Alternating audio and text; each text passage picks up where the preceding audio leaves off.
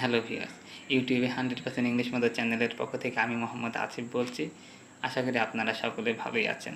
তো ইংরেজি বিষয়ক আবার একটা নতুন ভিডিও নিয়ে আপনাদের সামনে হাজির হলাম। আর ভিডিওর টপিক অবশ্যই থাম্বনেলের শিরোনাম দেখে আপনারা বুঝতে পেরেছেন। আর ইংরেজি বিষয়ক আরও এমন ইন্টারেস্টিং এবং মজাদার ভিডিও পেতে আমার চ্যানেলটাকে সাবস্ক্রাইব করে রাখবেন। আর ভালো লাগলে অবশ্যই একটা লাইক আর কমেন্ট করে জানাবেন। ইংরেজি সেকেন্ড ক্লাসে আপনাদের সবাইকে স্বাগতম। আমরা ইংরেজি ইতিমধ্যে ধারণা পেয়েছি যে বাক্য গঠন হয় কীভাবে, অর্থাৎ বর্ণ থেকে শব্দ, শব্দ থেকে বাক্য। আর এই বাক্য গঠন করতে পারলে আমরা মোটামুটি ইংরেজিতে কথা বলতে পারবো অথবা লিখতে পারবো। তো এই বাক্যগুলো তৈরি করতে হলে আমাদের এই বাক্যগুলোর করার আগে কিছু ধারণা দরকার, মানে কিছু বিষয় আগে থেকে আমাদের শেখা দরকার। নাহলে কিন্তু আমরা বাক্যগুলো চাইলেও বানাতে পারবো না। অর্থাৎ বাক্যের যে উপাদান, সেই উপাদানগুলোর উপর আমাদের একটা সংক্ষিপ্ত ধারণা থাকতে হবে। নাহলে কিন্তু আমরা ওই বাক্যগুলোকে তৈরি করতে পারবো না। অর্থাৎ একটা বাক্যে লাগে সাবজেক্ট লাগে, তারপর ভার্ব লাগে, অবজেক্ট লাগে, অ্যাডভার্ব লাগে। সচরাচর এগুলো একটা কমন বিষয়। কোনো কিছু না থাকলে একটা ভার্ব তো থাকেই একটা বাক্যে, এগুলো থাকে। তাই আমরা যদি এগুলো না জানি তাহলে কিন্তু আমরা বাক্য তৈরি করতে পারবো না। তাই আগে আমরা এগুলো শেখার পরবর্তীতে তাই বাক্য তৈরি করব। হ্যাঁ, তো চলুন আমরা আজকে এই বাক্য তৈরির সংক্ষিপ্ত যে ধারণা, আমরা এই ধারণাটা একটুখানি দেখি, চলেন। তো প্রত্যেকটা বাক্যের কিছু না থাকলে একটা ভার্ব থাকে, অর্থাৎ একটা ক্রিয়া থাকে। ক্রিয়া অর্থাৎ বাক্যে ক্রিয়া ছাড়া কোনো বাক্য গঠন হয় না এক কথায়। আর আমরা যদি টেন্স শিখতে যাই তো ক্রিয়া তো লাগবেই, অর্থাৎ ভার্ব তো আমাদের লাগবেই। সেজন্য আমাদের অবশ্যই ভার্ব সম্পর্কে ধারণা থাকা লাগবে। ভার্ব কি, ভার্ব কাকে বলে, এগুলো সম্পর্কে ধারণা থাকা লাগবে। ভার্ব কত প্রকার, এগুলো আমাদের জানতে হবে। তবে আমরা এখন অত কিছু শিখবো না। আমরা পরবর্তীতে আরও বিস্তারিত শিখবো। ভার্বের ধরন, ভার্ব কয় প্রকার, কোন কোন দিক থেকে ভার্বকে ভাগ করা যায়, এগুলো আমরা শিখব। তো চলুন আজকে আমরা বাক্য তৈরি করার মতো সংক্ষিপ্ত একটা ধারণা ভার্বের ওপর নিই। এই যে ইংরেজিতে ভার্ব, অর্থাৎ ইংরেজি ভাষার প্রাণ বলা হয় ভার্বকে। অর্থাৎ ভার্ব ছাড়া কিন্তু ইংরেজি বাক্য হয় না। ভার্ব বা ক্রিয়া, আমরা বাংলা ভাষায় যেটাকে বলি ক্রিয়া বা কাজ, অর্থাৎ এই কাজ ছাড়া কিন্তু ইংরেজি বাক্য হয় না। অর্থাৎ ইংরেজিতে ভার্ব হলো যা দ্বারা কোনো কাজ বোঝায়, অর্থাৎ বাক্যে একটা শব্দ, এই শব্দ দ্বারা যখন কোনো কাজ বোঝায় সেই শব্দটি হয় ভার্ব। অর্থাৎ কোনো কিছু হওয়াও ভার্ব, কোনো কিছু হওয়াও ভার্ব, কোনো কিছু না হওয়াও ভার্ব। কোনো কিছু হওয়াও ভার্ব, যে কোনো কিছু হওয়াও ভার্ব, কোনো কিছু না হওয়াও ভার্ব। কোনো কিছু থাকাও ভার্ব, আবার কোনো কিছু না থাকাও ভার্ব। কোনো কিছু করাও ভার্ব, আবার কোনো কিছু না করাও ভার্ব। আমি এটা আরও একবার বলছি, ইংরেজিতে যদি কোনো কিছু হয় বা হওয়া, এটা ভার্ব হয়, আবার সে হয় না, এটাও ভার্ব। কোনো কিছু থাকা ভার্ব, আবার কোনো কিছু না থাকাও ভার্ব। যেমন উদাহরণস্বরূপ বলা যেতে পারে, সে আমার বাবা হয়। এই হয়টা এখানে ভার্ব। এখানে আমি আগেই বলেছি যে কোনো কিছু হওয়াও ভার্ব, না হওয়াও ভার্ব, কোনো কিছু থাকাও ভার্ব, না থাকাও ভার্ব। আবার পরবর্তী বাক্যে সে আমার বাবা হয় না, অর্থাৎ এখানে এইটা ভার্ব, অর্থাৎ এখানে এইটা ভার্ব। অর্থাৎ সে আমার বাবা হয়, এখানে এইটা হয়টা ভার্ব, সে আমার বাবা হয় না, এইটা না হওয়াটা ভার্ব। আবার একটা উদাহরণ বলা যেতে পারে, আগে বললাম কোনো কিছু থাকাও ভার্ব, না থাকাও ভার্ব, কোনো কিছু করাও ভার্ব, না থাকাও ভার্ব, অর্থাৎ না করাও ভার্ব। আর একবার দেখেন যে এখানে আছে, সে আমার একটা কলম আছে, অর্থাৎ এই আছেটা হলো ভার্ব। এখানে আছেটা হলো ভার্ব, অর্থাৎ আমার একটা কলম আছে, এই আছেটা ভার্ব। আবার যদি পরবর্তী বাক্যে দেওয়া আছে আমার একটা কলম নেই, এখানেই নেইটা ভার্ব। তাহলে থাকাও ভার্ব, না থাকাও ভার্ব, হওয়াও ভার্ব, না হওয়াও ভার্ব। পরবর্তী বাক্যে বলেছে সে বই পড়ে, এখানে পড়াটা হলো ভার্ব। আমি বলছি কোনো কাজ করা, অর্থাৎ বই পড়তে তো মানে একটা কাজ করছে, তাহলে এটা করাও ভার্ব। আবার সে বই পড়ে না, এটাও ভার্ব। ঠিক আছে, তো আশা করি আপনারা বুঝতে পেরেছেন যে ভার্বটা কী, ইংরেজিতে ভার্বটা কী। অর্থাৎ কোনো কিছু হওয়া ভার্ব, কোনো কিছু না হওয়া ভার্ব, কোনো কিছু করা ভার্ব, কোনো কিছু না করা ভার্ব। তো এই ভার্বের পরবর্তীতে যে বিষয় সেটা আমাদের সাবজেক্ট। অর্থাৎ একটা বাক্যে সাবজেক্ট থাকে, ভার্ব থাকে এবং অবজেক্ট থাকে। তো একটা বাক্যে সাবজেক্ট চিনতে হলে আমাদের কী করতে হবে, অর্থাৎ সাবজেক্ট বা কর্তা। বাক্যের শুরুতে যেটা থাকে তাকে বলে কর্তা। তো এই কর্তা যদি আমরা না চিনি তাহলে কিন্তু আমরা বাক্য তৈরি করতে পারবো না। আর আমরা আরও একটা বিষয় আপনারা খেয়াল করলে দেখবেন যে এটা তো বাংলা বাক্য, এটা বাংলা বাক্য, এই সবকটাই বাংলা বাক্য। বাংলা বাক্যে অর্থাৎ বর্ণনামূলক বাক্যে অ্যাসার্টিভ সেন্টেন্সে ভার্ব সবসময় শেষে থাকে, ভার্ব সবসময় শেষে থাকে। বাংলা বাক্যে ভার্ব সবসময় শেষে থাকে, বাংলা বাক্যে ভার্ব সবসময় শেষে থাকবে। দেখেছেন প্রত্যেকটা বাক্যে কিন্তু ভার্ব শেষে। আর ইংরেজি করার সময় এই ভার্বটা চলে আসবে মাঝে, ইংরেজি করার সময় ভার্বটা চলে আসবে তখন এই মাঝে চলে আসবে, এই জায়গায় চলে আসবে। হ্যাঁ, তো যাই হোক, আশা করি ভার্বটা আপনারা বুঝেছেন। এবার পরবর্তী হলো সাবজেক্ট, অর্থাৎ আমরা ভার্বকে কে বা কারা দ্বারা প্রশ্ন করে যে উত্তরটি পাবো সেটি হলো সাবজেক্ট বা কর্তা। ভার্বকে কে অথবা কারা দ্বারা প্রশ্ন করতে হবে, তাহলে আমরা সাবজেক্ট পাবো। ঠিক আছে, এখানে এই বাক্যটা দেখেন, আমার সে হয়, সে আমার বাবা হয়, সে আমার বাবা হয়, এখান তো এইটা ভার্ব। তাহলে এই ভার্বকে কে বা কারা দ্বারা প্রশ্ন করে আমরা সাবজেক্ট খুঁজে পাবো। তাহলে তাহলে প্রথমে কে দিয়ে করলাম, কে হয়, উত্তর আসে সে, কে হয়, উত্তর আসে সে। তাই এখানে সেটা কি সাবজেক্ট, অর্থাৎ ভার্বকে বা ক্রিয়াকে কে বা কারা দ্বারা প্রশ্ন করে যে উত্তরটি হবে সেটা হলো সাবজেক্ট। তাহলে একটা বাক্যে আমরা কয়টা পেলাম, এটা পেলাম সাবজেক্ট আর এইটা পেলাম ভার্ব। কিন্তু এখানে কিন্তু এখনও দুটো জিনিস আছে, এইটার এইটার নাম যেরকম ভার্ব, এইটার নাম যেরকম সাবজেক্ট, ঠিক তেমনি এইটার আর এইটারও কিন্তু নাম আছে। বাক্যে প্রত্যেকটা শব্দের আলাদা আলাদা নাম আছে, কিন্তু আমরা এই শব্দগুলোকে যদি না চিনি তাহলে কিন্তু আমরা বাক্যকে সাজাতে পারবো না, ইংরেজি বাক্য। হ্যাঁ, তো দেখেন, তাহলে সাবজেক্ট ছিলাম কে বা কারা দ্বারা প্রশ্ন করে, কে বা কারা দ্বারা ভার্বকে প্রশ্ন করে যে উত্তরটি পাবো সেটি হলো সাবজেক্ট। এবার অবজেক্ট বা কর্ম, বাংলায় বলে কর্ম আর ইংরেজি বলে অবজেক্ট।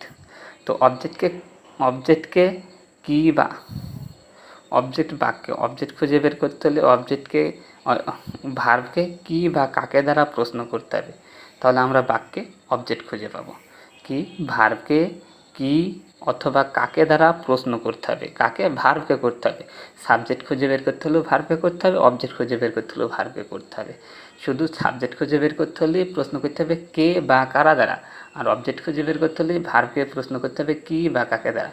সাবজেক্ট সমান সমান কে বা কারা, আর অবজেক্ট সমান সমান কী বা কাকে দ্বারা প্রশ্ন করতে হবে, শুধু এই পার্থক্য। ঠিক আছে, আমরা সেই প্রথম বাক্যে আমরা তাহলে অবজেক্ট খুঁজে বের করি। তাহলে এটা তো ভার্ব, তাহলে ভার্বকে কী বা কাকে তো প্রশ্ন করি, আগে করলাম কে বা কারা, তাহলে এটাই ছিল। এবার কী বা কাকে তো প্রশ্ন করি, দেখা যাক কোনটা আসে। কী হয়, উত্তর হলো বাবা। কী হয়, বাবা হয়, কী হয়, বাবা হয়। তাহলে এই কী বা কাকে দিয়ে প্রশ্ন করে অবজেক্ট খুঁজে পাওয়া যায়, তাই এখানে হলো এটা অবজেক্ট বা কর্ম। তাহলে বাক্যে কী পেলাম, সাবজেক্ট পেলাম, অবজেক্ট পেলাম আর ভার্ব পেলাম, সাবজেক্ট অবজেক্ট আর ভার্ব পেলাম। আশা করি আপনারা সাবজেক্ট ভার্ব আর অবজেক্ট চিনতে পেরেছেন। এরপরে যে বিষয় আমাদের জানতে হবে সেটা হলো অ্যাডভার্ব। অ্যাডভার্ব, এই একটা বাক্যে কিন্তু অ্যাডভার্বও থাকে, অর্থাৎ ক্রিয়া বিশেষণ। ক্রিয়াটি কোথায় কখন কিভাবে হচ্ছে, এটাকে আমরা ভার্বকে যখন প্রশ্ন করবো এই কোথায় কখন কীভাবে দ্বারা, সেটা আমরা অ্যাডভার্ব খুঁজে পাবো। ভার্বকে কোথায় কখন কীভাবে দ্বারা প্রশ্ন করলে আমরা কী খুঁজে পাবো, অ্যাডভার্ব খুঁজে পাবো। যেমন এখানে বলি, অর্থাৎ সব কিছুই কিন্তু subject object adverb, subject object আর অ্যাডভার্ব খুঁজে বের করতে হলে আমাদের ভার্বকে প্রশ্ন করতে হবে। সেজন্য আমাদের একটা বাক্যে ভার্বকে আগে চিনতে হবে। আমরা যদি ভার্ব না চিনতে পারি তাহলে কিন্তু আমরা কিছুতেই অন্যান্যগুলো খুঁজে পাবো না। ঠিক আছে, তো দেখেন, অ্যাডভার্ব খুঁজে পেতে হলেও আমাদের ভার্বকে প্রশ্ন করতে হবে। ভার্বকে কোথায় কখন কিভাবে দ্বারা প্রশ্ন করে যে উত্তর পাওয়া যাবে সেটা হলো অ্যাডভার্ব।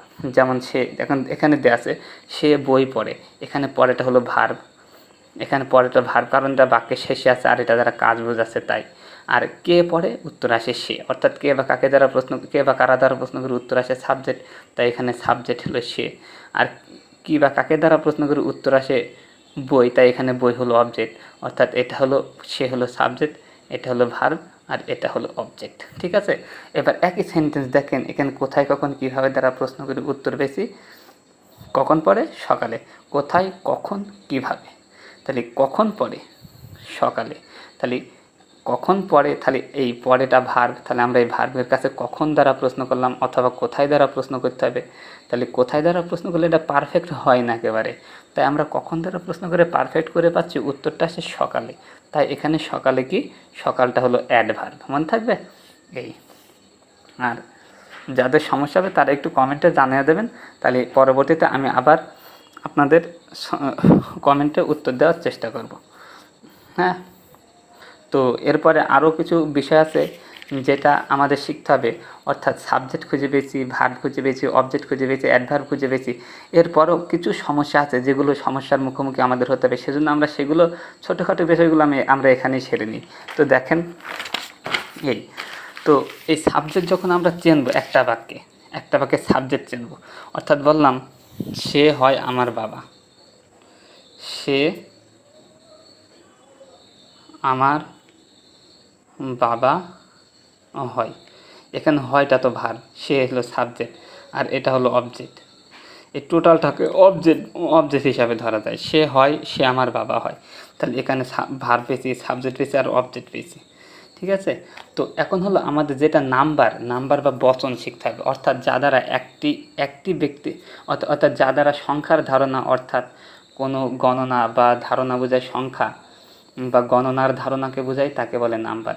অর্থাৎ প্রকৃতিতে দুই ধরনের নাম্বার আছে, এক হলো সিঙ্গুলার আর এক হলো প্লুরাল, অর্থাৎ একবচন আর বহুবচন। কারণ প্রত্যেকটা প্রাণী এক এক কিছু সংখ্যা গুনতে পারে। হ্যাঁ, যেমন উদাহরণস্বরূপ বলা যেতে পারে, বনে যখন আমরা বাঘ মারতে যাই তখন একা গেলে কিন্তু বাঘের সামনে টিকা যাবে না, কিন্তু শত শত লোক যদি যায় বাঘ কিন্তু বুঝে ফেল দেবে যে অনেক মানুষ এসছে, আমার টিকে থাকা মুশকিল, সে সময় সে পালাবে। এই জন্য প্রকৃতিতে প্রত্যেকটা প্রাণী গুনতে পারে, এক গুনতে পারে, আর বহু জানে একের অধিক হলে সেইটা বহু। ঠিক আমাদের এই ব্যাকরণ অর্থাৎ গ্রামারটা সেই তেমন রুলস ফলো করে। অর্থাৎ সিঙ্গুলার মানে এক বচন, যা দ্বারা কি একটি ব্যক্তি, বস্তু, প্রাণীকে বোঝায় তাকে বলে সিঙ্গুলার নাম্বার। আর প্লুরাল নাম্বার বলতে একের অধিক, অর্থাৎ দুইটা থেকে শুরু। সিঙ্গুলার মানে একটা, আর প্লুরাল মানে বহু। ঠিক আছে, আমরা যদি বলি সে সে আমার বাবা হয়, তাহলে এখানে সেটা কি, সে কয়জনকে বোঝাচ্ছে? সে নিশ্চয়ই একজনকে বোঝাচ্ছে। সে তাহলে নিশ্চয়ই একজনকে বোঝাচ্ছে, তাহলে সেটা কি হবে? Singular number. সেটা কি হবে? সিঙ্গুলার। সেটা হবে সিঙ্গুলার নাম্বার। আর যদি বলি তারা আমার ভাই হয়, তারা আমার ভাই হয়, এখানে তারা দ্বারা কয়জনকে বোঝাচ্ছে? তারা দ্বারা নিশ্চয়ই বহুজনকে বোঝাচ্ছে, অর্থাৎ দুইজন, তিনজন, অর্থাৎ একের অধিক। দুইটা থেকে শুরু, সে অসংখ্য হতে পারে। অর্থাৎ একের অধিক হলে সেটা কি? বহুবচন। অর্থাৎ একজনকে বোঝালে এক বচন, আর একের অধিক অর্থাৎ দুইজনকে থেকে শুরু করে সেগুলিকে বোঝালে বহুবচন। যেমন সে আমার ভাই, সে আমার বাবা হয়, সেটা কিন্তু এখানে একজন বোঝাচ্ছে, তাই এটা সিঙ্গুলার, তাই এটাকে বলে সিঙ্গুলার। আর প্লুরাল বলতে বোঝায় একের অধিক, অর্থাৎ দুইটা থেকে শুরু। যেমন এখানে তারা দ্বারা কয়জনকে বোঝাচ্ছে? তারা দ্বারা বহুজনকে বোঝাচ্ছে, অর্থাৎ এটা হলো বহুবচন, এটা হলো নাম্বার বলে। এটাকে গ্রামাটিক্যালি এটা নাম্বার বলে। হ্যাঁ, আপনারা একটু মনে রাখবেন, আর মনে না থাকলে অবশ্যই খাতা কলমে লিখে রাখবেন, তাহলে আপনাদের মনে থাকবে। আর ভিডিওটি পজ করে বারবার দেখতে থাকবেন, তাহলে অবশ্যই মনে থাকবে। ঠিক আছে, আমরা তো তাহলে এটা জানলাম যে সাবজেক্ট, তাহলে সাবজেক্ট কোন নাম্বার? সাবজেক্ট কিন্তু সিঙ্গুলার। এটা এই সাবজেক্টটা কিন্তু প্লুরাল। এই সাবজেক্ট সিঙ্গুলার, এই সাবজেক্ট কিন্তু প্লুরাল। তাহলে এটা হলো ভার্ব, এটা সাবজেক্ট, এটা এখানে এইটা ভার্ব, আর এইটা হলো সাবজেক্ট। তাহলে এখানে সাবজেক্ট সিঙ্গুলার, এখানে সাবজেক্ট প্লুরাল। ঠিক আছে, এবার আমাদের জেনে নিতে হবে যে কোনটা কোন পার্সন। হ্যাঁ, আর পার্সন বা পুরুষ হলো তিন প্রকার। বাংলা ভাষায় বলে উত্তম পুরুষ, মধ্যম পুরুষ, আর নাম পুরুষ। ঠিক আছে, উত্তম পুরুষ মানে স্বয়ং কর্তা নিজে, অর্থাৎ উত্তম পুরুষ আছে দুইটা, স্বয়ং কর্তা নিজে। যখন কেউ কাউকে বর্ণনা করে, অর্থাৎ কর্তা নিজের জায়গায় বসায়, যেমন আমি ভাত খাই, এখানে আমি হলাম ফার্স্ট পারসন, আর উই হলো ফার্স্ট পারসন। তাহলে মনে রাখবেন কিভাবে, আই আর উই হলো ফার্স্ট পারসন। আই মানে আমি, উই মানে আমরা। ঠিক আছে, আই মানে আমি, উই মানে আমি। ঠিক আছে, এখানে আর একটা প্রশ্ন আছে যে আই দ্বারা কয়জনকে বোঝাচ্ছে? আই দ্বারা নিশ্চয়ই একজনকে বোঝাচ্ছে। তাহলে এটা কি? এটা ফার্স্ট পারসন, এটা ফার্স্ট পারসন, আমি আগেই লিখে দিয়েছি এটা ফার্স্ট পারসন। তাহলে এটা কোন নাম্বার? এটা কিন্তু সিঙ্গুলার নাম্বারে পড়ছে, তাই এটাকে বলে ফার্স্ট পারসন সিঙ্গুলার। আই হলো ফার্স্ট পারসন সিঙ্গুলার। আর উই দ্বারা কয়জনকে বোঝাচ্ছে? উই দ্বারা বহুজনকে বোঝাচ্ছে, উই দ্বারা বহুজনকে বোঝাচ্ছে। তাই এখানে উই কি? উই হলো বহুবচন। তাই এখানে উই কি? উই হলো first person plural, first person plural number. তাহলে আই হলো ফার্স্ট পারসন সিঙ্গুলার, উই হলো ফার্স্ট পারসন প্লুরাল নাম্বার। এবার second person just you, you মানে তুমি তোমরা উভয় বোঝাই। সেটা আমরা আরও সামনে তো আরও একটু ভালোভাবে শিখলে আমাদের এইটা যারা নতুন পর্যায়ে শিখছে তারা এটা আরও ভালোভাবে বোঝার জন্য পরবর্তীতে আমি আরও ব্যাখ্যা করব। আর থার্ড পারসন হলো হি, শি, ইট, দে। তাহলে এই যে আমরা এখানে হি মানে তো সে, তাহলে এখানে হিটা কোন পারসন বলতে পারবেন? তাহলে হিটা অবশ্যই থার্ড পারসন। থার্ড পারসন কি? Singular number. হিটা থার্ড পারসন সিঙ্গুলার। আর তারা, দে মানে হচ্ছে তারা, তাহলে দেটা হলো থার্ড পারসন প্লুরাল। দেটা হলো থার্ড পারসন প্লুরাল। তাহলে আই আর উই হলো ফার্স্ট পারসন, ইউ হলো সেকেন্ড পারসন, আর বাদ বাকি যেখানে যা আছে সব কিছু থার্ড পারসন। অর্থাৎ হি, শি, ইট। আবার কোনো নাম, যে কোনো নাম, যে কোনো নাম, যে কোনো নাম হলে যেমন রহিম, করিম, জাব্বার, কুদ্দুস, সকল কিছু নাম হলো সিঙ্গুলার। এই সকল নামগুলো কি? সেটা হলো থার্ড পারসন।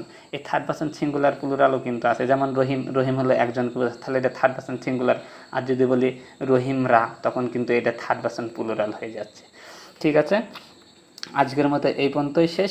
আপনারা সবাই ভালো থাকবেন আর আমার জন্য দোয়া করবেন। বাই।